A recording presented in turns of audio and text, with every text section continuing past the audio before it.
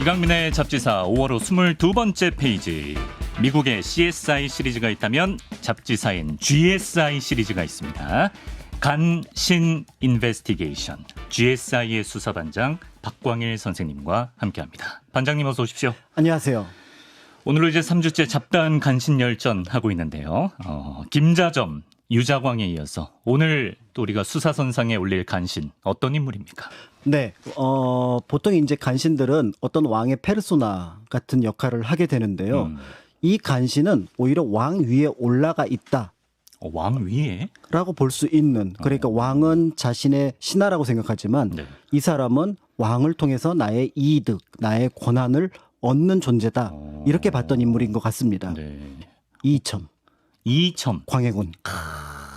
광해군 때 있었던 간신 이첨. 그렇죠. 그래서 이제 우리가 역사에서 연산군과 광해군을 둘 다 이제 폐위된, 그래서 이제 중종반정, 인조반정하고 연결해서 보지만 최근에 이제 그 광해에 대한 평가는 조금씩 좋아지고 있습니다. 네.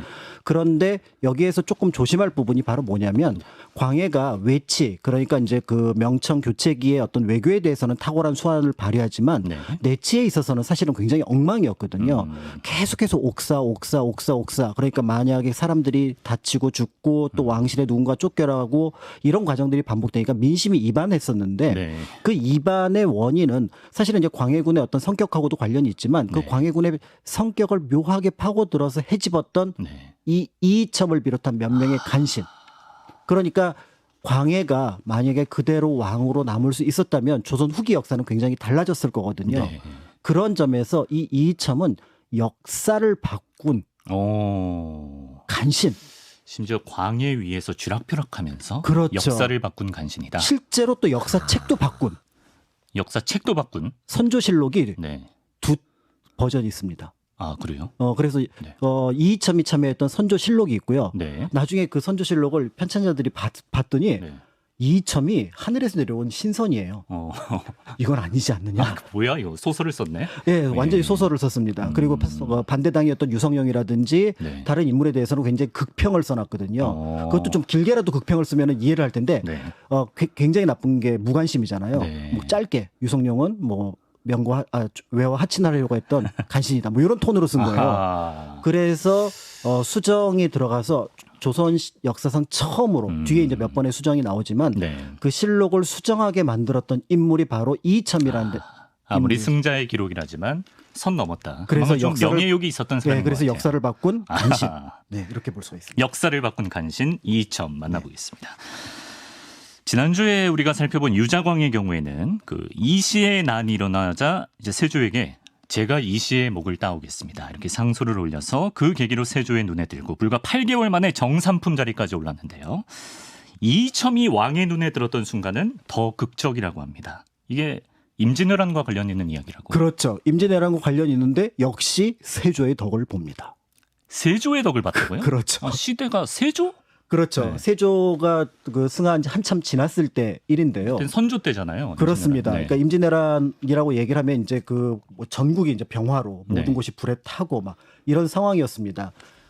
조선시대의 역사에 조금 뭔가 좀 안타까운 부분 중에 하나가 바로 뭐냐면 어진이 모두 사라졌다라고 말씀을 드렸는데 아, 그렇죠. 임진왜란 전에 어진이 딱 두 점이, 그러니까 전 왕들 중에서 두 점이 남아 있었는데 네. 태조 이성계하고 세조의 어진이 남아 있었거든요. 네. 그 세조의 어진을 구했던 인물이 이이첨입니다. 전란 중에 어진을 구했다. 그렇죠. 왕의 초상화를. 그러니까 이제 어진을 여러 점 만들었는데 당시 어진 중에 하나를 바로 그 광릉, 그러니까 이제 세조의 무덤이거든요. 네. 정의왕후랑 같이 붙어 있는 그 옆에 이제 그 원찰이라고 할 수 있는 봉선사에다가 같이 보관을 했었는데 네. 이 전란이 계속 왜군이 쳐들어오니까 봉선사 스님이 이거를 밑에 숨겨놓은 거예요. 예. 바닥에다.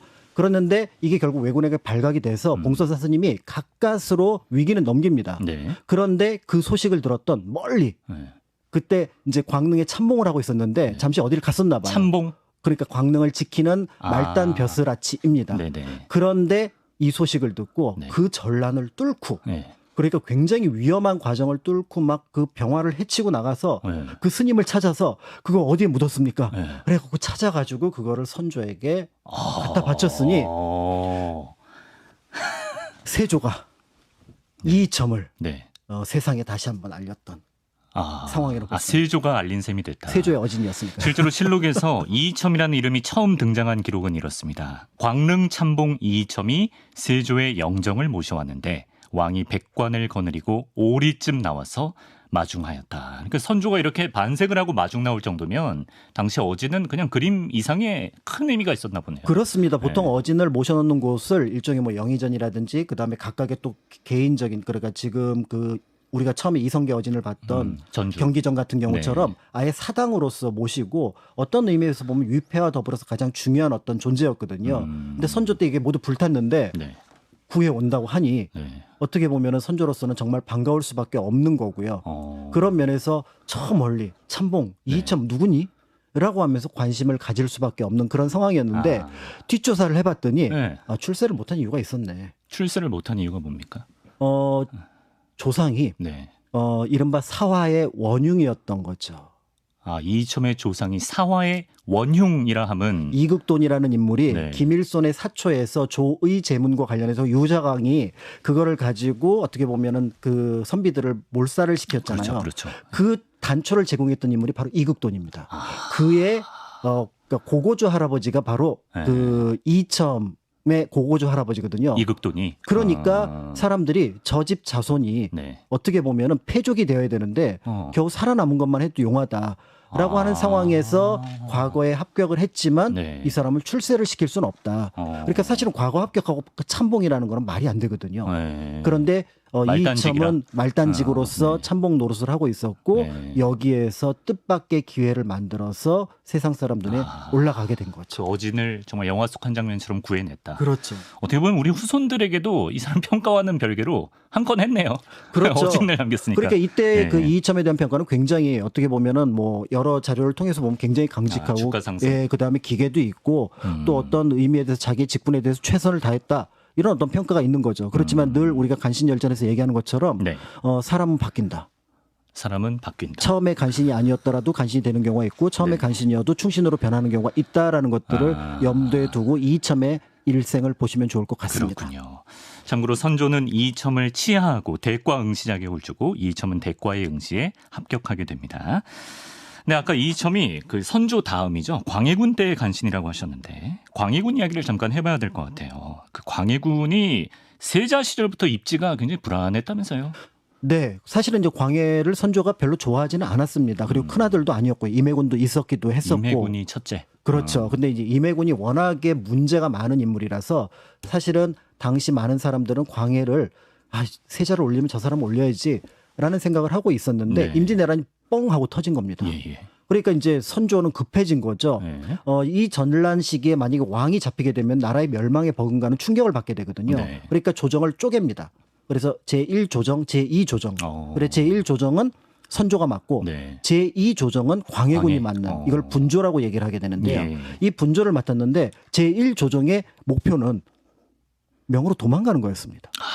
선조의 제1조정은 그렇죠. 그러니까 이제 사람들이 왕이 네. 그런데 제2조정의 광해군은 네. 다시 사지로 들어가서 네. 사람들에게 초유를 하고 그리고 의병들을 모으고 이러니까 직접 싸웠잖아요. 그죠? 그렇죠. 예. 그러니까 민심이 막 올라가는 거죠. 그래서 와 지금은 어렵지만 미래가 광해가 왕이 된다면 우리의 조선은 미래가 있구나. 전쟁 영웅인 거예요. 그렇죠. 이런 상황에서 임진왜란이 딱 끝나게 되니까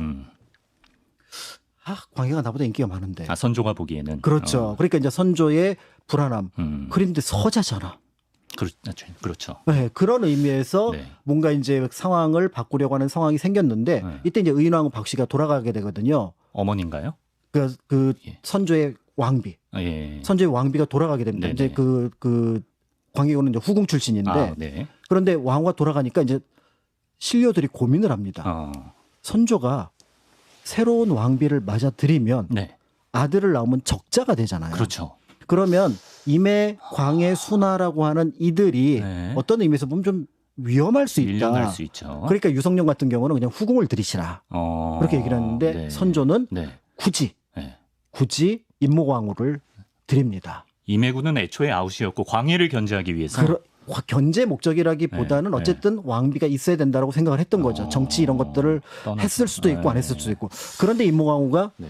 영창을 낳아요. 인모광후가 영창을 나왔다. 영창대군. 예. 그러니까 엄밀하게 보면은 광해군, 네. 영창대군. 영창대군 적자. 큰 대자가 하나 더 들어가 있잖아요. 예. 그러니까 여기가 더 높을 수도 있는 상황이고 네. 그렇다면 영창대군이 만약에 어린 나이면 문제가 되지만 네. 광해가 한 30살쯤 되고 영창이 한 15살쯤 되면은 이제는 좀 얘기가 달라진다. 여기가 유리할 수 있다라는 판단을 하는 상황이 만들어지니까 네. 이제 광해는 불안해지고 그 다음에 선조는 기대를 하고 그리고 네. 선조의 기대에 부응하는 세력 그 다음에 광해를 지지하는 세력으로 나뉘고. 쪼개지게 됩니다. 그러니까 광해 우리가 뭐 영화 같은 데서도 보았던 광해의 그 평생에 걸친 그 불안한 정서는 그런 시기를 거치면서 그렇죠. 생겼다라고 볼 수가 있겠습니다. 이걸 한번 염두에 두면 좋겠고요.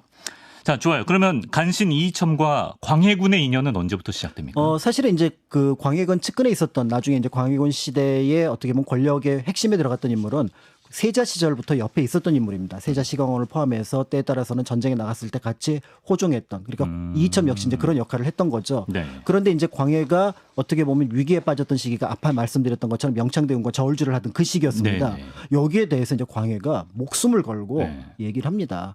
이 세자를 지켜야지 네. 지금 영창을 중심으로 한 이 세력은 문제가 있다. 이이첨이 얘기를 했다고요? 그렇죠. 광해를 지켜야 된다? 그렇죠. 기계가 있습니다. 예. 기계가 있던 인물이었고 여기 네. 이제 유희분 이런 인물들이 동참을 하게 되고요. 거기에 비해서 유영경이라는 사람이 이제 머리가 빨리 돌아가는 거죠. 네. 최근에 선조의 태세를 보니까 네. 광해 쪽이 아니라 영창 쪽이다. 네. 이렇게 하면서 영창 쪽으로 돌아서게 되는 거죠. 네. 이런 상황에서 둘이 막 경쟁을 하는 상황에서 라인을 잘 타야 되는데. 예, 결국은 이제 광해의 주장이 과하다라고 얘기를 하고 귀양을 가게 됩니다. 이이첨의 주장이 과하다. 이이첨의 주장이 과하다 그래서 귀양을 가게 귀양. 됩니다. 선조가. 네, 선조가 귀양을 네네. 보내고 귀양을 떠났는데 네. 4일 만에 네. 선조가 승하를 합니다. 위대한 간신은 타이밍도 좋군요. 광해가 볼 때 아하. 무슨 느낌이 들겠어요? 저 사람 네. 나를 위해서 네. 태어난 사람. 이이첨은 그러니까 이이첨이 귀인이구나, 귀인. 바로 이제 복귀가 되고 광해 시절의 최측근으로서 그러니까 어떻게 보면은 광해가 모든 것을 원하는 그 무엇을 이이첨이 만들어줄 수 있겠다. 네. 이제 광해는 믿을 수밖에 없는 거고요. 이런 상황이 만들어지게 됩니다. 참고로 여러분 간신 특집이니까 제가 한 가지 이렇게 돌아다니는 썰을 제가 짧게 알려드리면 그 이제 당시 선조가 돌아가실 때 어이가 그 유명한 허준 아니었습니까? 네. 그런데도 선조가 세상을 떠나는 바람에 뭐 선조 독살설 그리고 뭐 그 배우에 이이첨이 있다 뭐 이런 세간의 설도 돌았었다고 합니다. 세간이 설이 돌았던 이유는 사실은 이제 허준이 그 광해를 치료했던 덕에 그 신임을 받게 되거든요. 그렇군요. 그래서 광해 시절에 우리가 알고 있는 동의보감을 편찬하는데 이제 정부의 적극적인 지원이 있었다라고 알려져 있는데 네. 이 설은 맞지 않습니다. 이거는 아예. 왜냐하면은 네. 그럴 정도로 광해가 힘을 갖고 있지 않았고요. 사실은 그 안에는 소북이라고 하는 유영경을 중심으로 했던 세력이 네. 선조의 영창대군 지지를 계속해서 모으고 있는 상황이었는데 오히려 선조가 자신이 몸이 안 좋다라는 걸 판단하고 포기한 상황이었어요. 영창이 너무 어리니까. 네. 그런데 이 상황에서 이제 오히려 이이첨은 광해를 지지하다가 귀양을 갔으니 이제 요 내용은 조금은 일반 그렇군요. 상식하고는 조금 차이가 있다라고 보시면 될 것 같습니다. 독살설은 맞지 않는다. 네, 네. 예.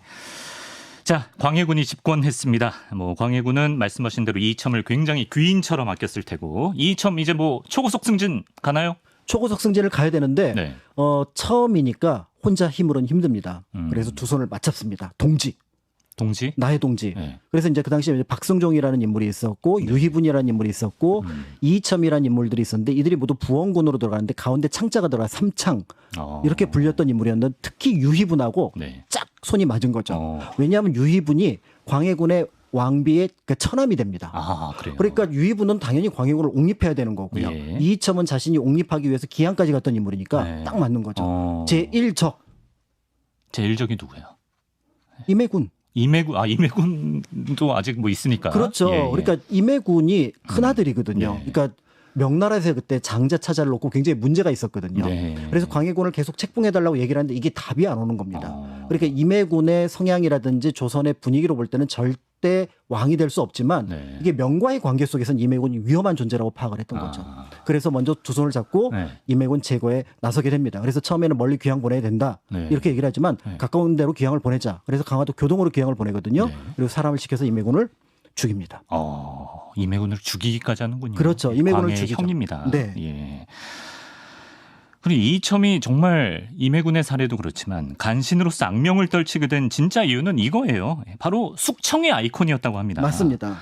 특히 광해군의 반대파를 숙청하는 데 있어서 엄청난 존재감을 그 이후로도 엄청나게 많이 드러낸다고. 그렇죠. 그래서 네. 이제 이후에 광해군 때 숙청을 보게 되면 뭐뭐라고 카더라.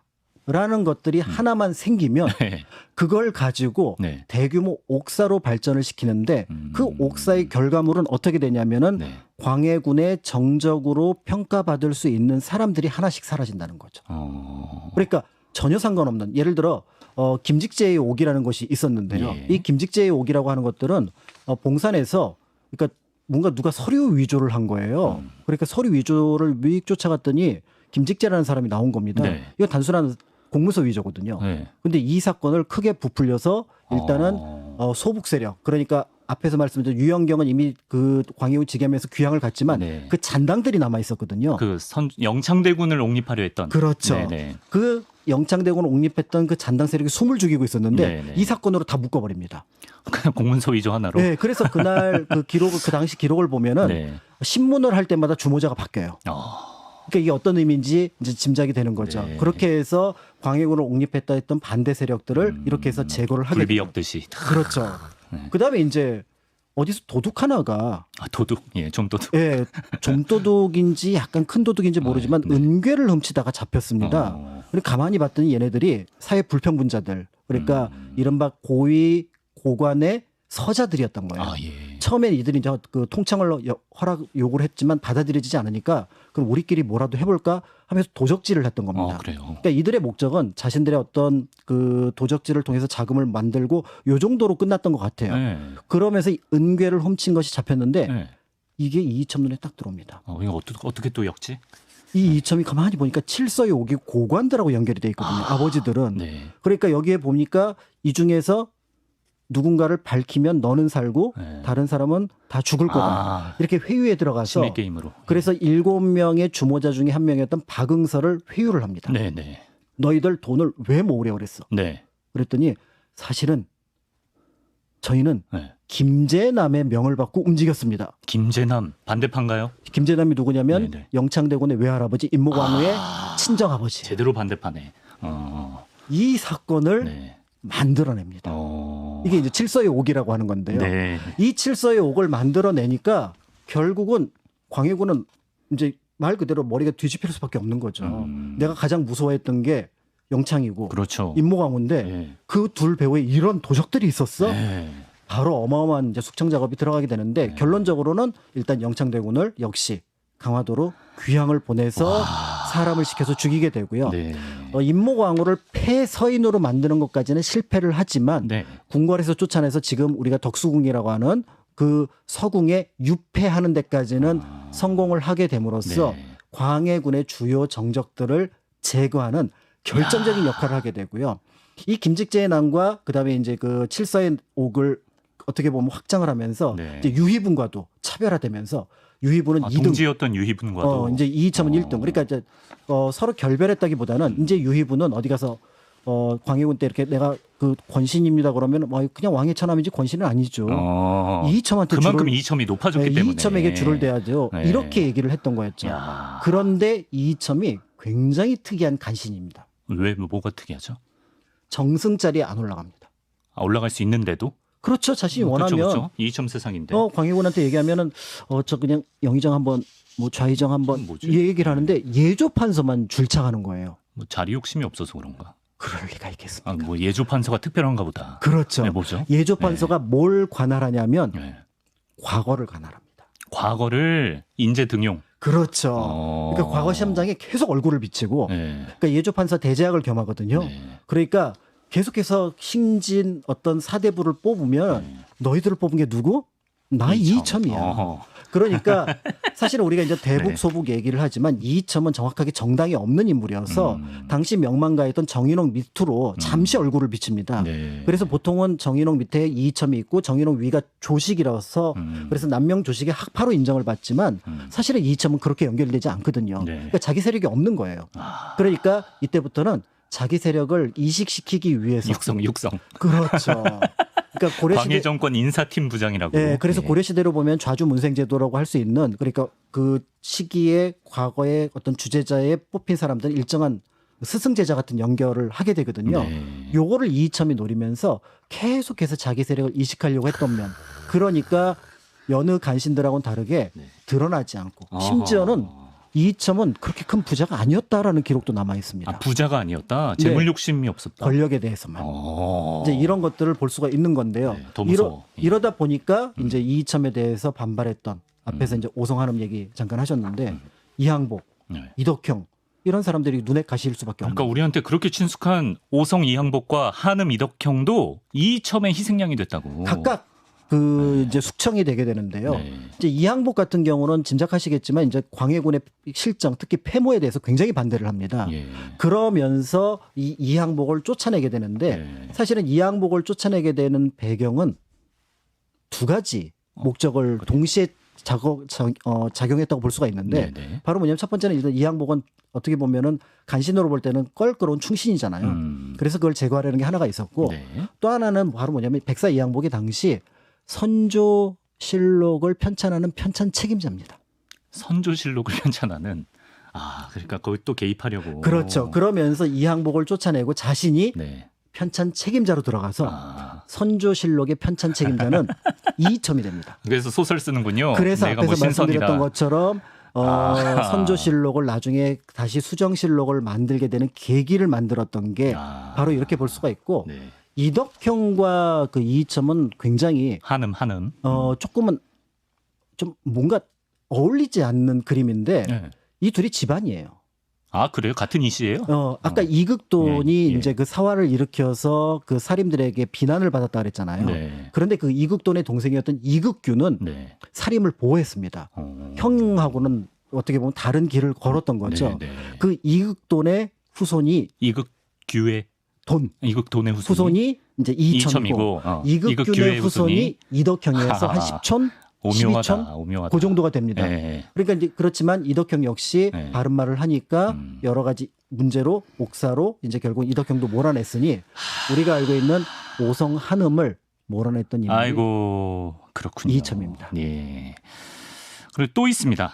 우리가 잘 아는 허균도 이이첨에 의해서 숙청당했다고 하는데 이건 좀 특이한 게 허균도 이제 이이첨과 마찬가지로 임모광우를 폐서인하자고 주장했던 인물이라고 하던데 그렇습니다. 뭐 팀킬을 한 건가? 그러니까 일종의 꼬리 자르기. 꼬리 자르기. 네, 그러니까 지금 이 허균의 영모는 정확하게 밝혀져 있지는 않은데요. 네. 말씀하셨던 것처럼 여러 영화를 보면 허균하고 이이첨은 같은 편이에요. 네. 같은 배를 탔습니다. 네. 실제로 폐서인뿐만 아니라 영창에 대해서도 허균은 그 보통의 우리가 알고 있는 홍길동전을 썼던 허균이 맞나 싶을 정도로 굉장히 좀 강경하고 한쪽으로 몰려 있는 느낌을 갖게 되거든요. 그 배경 가운데 하나는 허균이 이때 정치적으로 굉장히 겁박을 받습니다. 그러니까 그 이유가 바로 뭐냐면 허균이 굉장히 자유분방한 인물이었는데 네. 그게 이제 그 사대부들에게 비판을 받게 되니까 자신의 정치적 입지가 약해졌고 그러니까 정치적 입지가 약해지니까 당시 권력자였던 이이첨에게 줄을 대니까 어쩔 수 없는 부분 또 한편으로는 허균은 또 그런 생각을 할 수도 있을 것 같은데 네. 아니, 광해군이 통치를 하려면 주변이 깔끔해야지 네. 이런 생각으로 여기에 동참을 하게 됩니다. 그런데 어느 날 연락이 옵니다. 참고인 조사를 할게요. 네. 허균 씨 등원 바랍니다. 네. 이러고 갔어요. 이렇게 참고인 조사잖아요. 예. 피의자가 아니라 그렇죠. 참고인 조사 갔는데 갑자기 묵는 거예요. 그러니까 이게 이제 허균의 옥의 시작이었고 허균의 옥은 허균이 사람을 모아서 결국은 광해를 쫓아내고 새로운 그러니까 그 군을 이제 왕으로 옹립하려고 했다는 게 우리가 알고 있는 허균 옥의 겉으로 드러난 건데 거기에 중심에 이이첨이 있었던 거예요. 그러니까 허균은 말이 안 되는 거잖아요. 영감 대감 지금 뭐 하는 거냐고 라고 얘기를 하지만 그 말을 듣기도 전에 결국은 처형을 해서 우리가 알고 있는 능지처사를 당하게 됩니다. 허균은. 그래요? 그러면서 몰랐네. 당시 광해는 허균에 대해서 괴물이라는 표현을 썼던 거죠. 그래요? 네, 그러면서 우리가 알고 있는 허균은 어떤 의미에서 보면은 이렇게 광해군대 죽은 사람들은 네. 인조 때 복권이 되거든요. 예. 근데 허균이 앞에 영창과 임목왕후 그 폐서인 하는 그 영역의 역할을 했기 때문에 결국 호교는 복권되지 못합니다. 이제 그런 면에서 볼 때 사실은 간신들은 어떤 면에서 보면은 자신이 어떤 죄과가 드러날 즈음 되면은 네. 누군가를 희생양으로 돌리는 경우가 있는데 책임 소재가 딱 꼬리 자르기 해서. 그런데 이렇게 이렇게 똑똑했던 허균조차도 그러네. 그냥 부지불식간에 당해버린 거거든요. 그런 면에서 이첨의 정치적인 수가 아하. 얼마나 능란했었는지 그러네요. 이런 것들을 예. 짐작해 볼 수가 있습니다. 뭐 영창대군 뭐 외할아버지 포함한 뭐 일가 뭐 그다음 소북파 오성과 한음 허균 정말 뭐 이쯤 되면 이첨 리스트 뭐 거의 살생부 수준이 아닌가 싶은데 이런 게 뭐 어떻게 봐야 될까요? 광해군도 뭐 지지를 눈 감아준 정도는 했던 것 같고 그리고 이첨도 그 광해군의 특유의 그 불안한 정서를 잘 읽고 활용했다는 생각도 드는데 맞습니다. 그래서 여기에서 이제 우리는 이첨만 간신이라고 얘기를 해야 될 건지 이 이첨이 벌이는 옥사를 계속해서 승인하고 확대하는 데 동의했던 광해군을 공범이라고 봐야 될 건지 이 부분을 조금 살펴볼 필요가 있는 거죠. 네. 보통 이제 그 예전에 그 성종하고 세종이 둘 다 매 사건이 있었습니다. 매 날아다니는 매. 그래서 성종이 매를 기르니까 신하들이 매 기르다 보면은 사치하게 되고 사치하면은 나라를 잘 다스리지 뭐 그럼 결국 나라가 망합니다. 그 매 때문에 나라가 망하게 되는 거예요. 뭐야. 그렇게 이제 논리 비약을 했던 거죠. 예. 근데 세종도 똑같이 신하들이 딱 그랬거든요. 네. 저기 전하 이 매를 기르면 이렇게 망합니다. 이렇게 됐더니 세종은 세종이 야 내가 그 정도밖에 안 돼 보여? 다르구나. 왕이 너희들은 매를 기르면 그렇게 되지만 나는 절제할 수 있는 사람이야라고 얘기를 해버린 거예요. 왕이 중심을 잡으면 되는데. 그렇죠. 광해가 만약에 중심을 제대로 잡고 있었고 아까처럼 주모자가 계속 바뀌는 옥사들 같은 경우는 굉장히 의심스럽잖아요. 네. 그러면은 여기에 대해서 재조사를 벌인다거나 네. 또 때에 따라서는 이 사건이 나에게 끼칠 영향이 뭔지를 생각을 해봐야 되는데 사실은 이제 광해는 여러 면에서 정권에 대한 그러니까 압박이 있었다고는 하지만 네. 그렇다고 해서 잘못된 길로 나아가고 사람을 죽이는 옥사를 펼친 것을 정당화시킬 수는 없는 부분이 있거든요. 예. 그런 면에서 광해 역시 이이첨을 통제하지 못했던 그러니까 희생자라고 보기보다는 광해가 그 어떻게 보면 빈틈을 보여주었고 네. 거기에 이첨이 들어갔고 또 광해가 다시 한번 그걸 크게 만들어주고 이첨이 거기 들어가고 짜고 치는 플레이 약간 이런 느낌도 있네. 그렇죠. 네. 그러니까 보통 이제 광해를 가리킬 때 드라마 속에 나온 것과는 좀 다르게 약간 우유부단했다고 해요. 그러니까 그 우유부단함은 불안감에서 나왔던 거고 네. 세자 시절에 보여줬던 영민함은 사라졌다라고 보여준다는 점에서 네. 이첨도 변했잖아요. 광해도 변했다. 광해도 조금 변한 것 같습니다. 그렇습니다. 자, 이제 마무리하면서 이첨의 최후가 궁금해집니다. 왜냐하면 이제 광해군은 아시다시피 인조 반정으로 왕위에서 쫓겨나잖아요. 그리고 또 인조는 광해군 때 영모로 몰렸던 능창군의 형이기도 하기 때문에 이첨도 당연히 함께 심판받았겠네요. 네, 바로 이첨은 그 인조 반정 끝나자마자 처형당합니다. 처형 깔끔하게. 네, 그래서 간신 중에서는 가장 어떻게 보면 간신의 최후. 그러니까 주군이었던 광해군은 귀향을 가고 네. 그다음에 이제 그 간신이었던 이이첨은 처형당하고 이렇게 하면서 끝이 났는데 씁쓸하죠. 만약에 광해군이 제대로 정치를 펼치고 그다음에 명청 사이에 균형 외교를 펼쳐서 청이 굳이 정묘 병자호란을 일으키지 않아도 되는 상황에서 명청이 교체가 되었다면은 네. 조선은 어떤 의미에서 보면 조금 더 큰 번영 또 때에 따라서는 안정 이런 것들을 누리면서 발전을 했을 가능성이 있는데 간신의 악행은 단순하게 그 시대의 왕을 망가뜨리는 걸 넘어서서 후대의 역사까지 바꿔버린다. 나쁘게 만들 수가 있다는 점에서 네. 주변의 간신은 반드시 가려서 쫓아내야 됩니다. 간신 수사반장. 네. 그리고 나서 이제 인조의 페르소나 김자점으로 자연스럽게 가는 거예요. 그죠? 어떻게 보면 오늘 편이 김자점 비긴즈 느낌입니다. 유자강에서 김자점으로 계보가 연결되는 있네. 그 간신 중간을 이제 이첨 연결을 해주는 거죠. 그렇습니다. 여러분 이이첨이 마지막에 참형을 당하기 직전에 본인은 실제로 살아서는 효자이고 죽어서는 충신이다라고 외쳤고요. 또 삼강행실도에도 본인을 효자라며 셀프 예시로 집어넣기도 했다고 합니다. 또 이이첨이 영모로 물렸을 땐 왕 앞에 나아가서 효자라는 호칭을 제가 받고 있는데 반역을 모의하겠습니까? 라고 하면서 스스로를 변호했다고 하는데 아까 그 뭐 선조 실록 얘기도 나왔지만 스스로 역사에는 충신 효자로 남고 싶어 했던 이이첨이었던 것 같은데 하지만 잡지사 간신열전에 출연함으로써 간신으로 영원히 박제되고 말았습니다. 인생 잘 살아야 됩니다, 여러분. 간신 이이첨에 대해 알려주신 박광일 선생님과 함께했습니다. 선생님 오늘도 고맙습니다. 감사합니다.